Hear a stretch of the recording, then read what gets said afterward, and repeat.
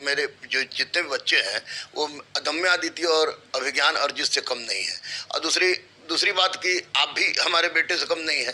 तो आपने हमको कहा कि नहीं बोलिए ही, तो मैं एक बात सिर्फ और सिर्फ आपके चैनल से उठाना चाह रहा हूँ, क्योंकि आपने प्रारंभ से इस काम को किया है और कर भी रहे हैं, कि आयोग की औकात नहीं है कि किसी को जेल भेज दे शांतिपूर्ण अहिंसावादी आंदोलन के करने क्रम में, क्योंकि आयोग ही केवल हाई कोर्ट और सुप्रीम कोर्ट को नहीं जानती है, बच्चे भी जानते हैं। और ये 1947 के पहले का भारत नहीं है, यह 2021 का भारत है।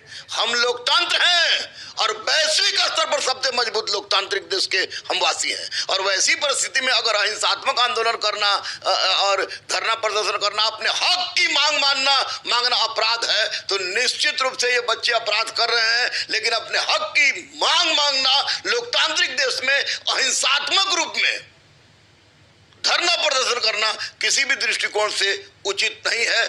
आयोग को माफी मांगना चाहिए बच्चों से, क्योंकि इस तरह की बात गलत है। केस अगर आयोग करती है तो बच्चे भी करेंगे, स्वाभाविक है, क्योंकि बच्चों ने कुछ गलत किया नहीं। बच्चों की सिर्फ यही गलती है कि 7.5 साल हो गया एग्जाम का, 7.5 साल एग्जाम का हो गया, और अब 7.5 साल में तो कितना का क्या क्या हो गया होगा। सोचिए कि 7.5 साल पहले ही बहाली होती, 4 बार मुख्यमंत्री का शपथ ग्रहण हो गया। अगर जिसकी शादी उस समय हुई होगी तो 6 साढ़े 6 साल का बच्चा हो गया होगा। कितने अलग अलग नौकरी में चले गए। आयोग क्या कर रही है क्या नहीं कर रही है ये तो कोई बताने का तैयार नहीं है। धमकी सबको मिलती है, लेकिन मैं ना डरा हूं, ना डरता हूं, ना डरूंगा।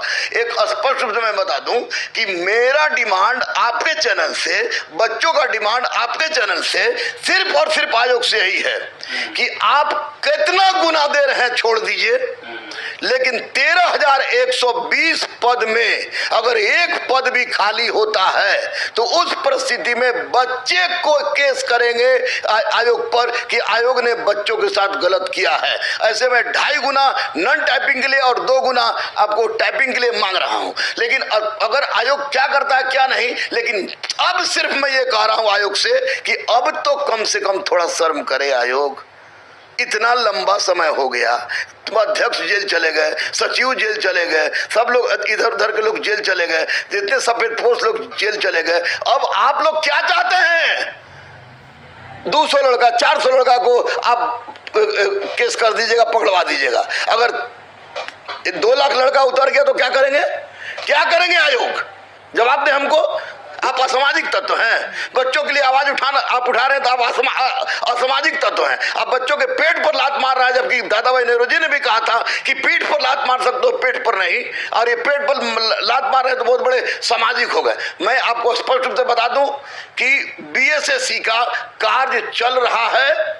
13,120 पद पर जब तक पूरी सीट नहीं भरती है तब तक अंतिम परीक्षा फल नहीं निकलेगा। लेकिन सितंबर में पूरी संभावना है कि आपको अपना काम कर दे आयोग पर। अब हमको विश्वास नहीं है, और आयोग की बात सुनकर हम भी बच्चे हमको गाली बकते हैं। बच्चे गाली को ग्रेट सैल्यूट दे रहे हैं। अभी टीचर्स डे कल ही हुआ है, हम लोग कल ही मेरा जन्म हुआ है और आज एक दिन के टीचर्स डे है, तो गाली दे तो I love you my dear students. लेकिन स्पष्ट है कि 13,120 पद में से निर्णय यही हुआ है कि 13,120 पद में से एक भी पद खाली नहीं होगा।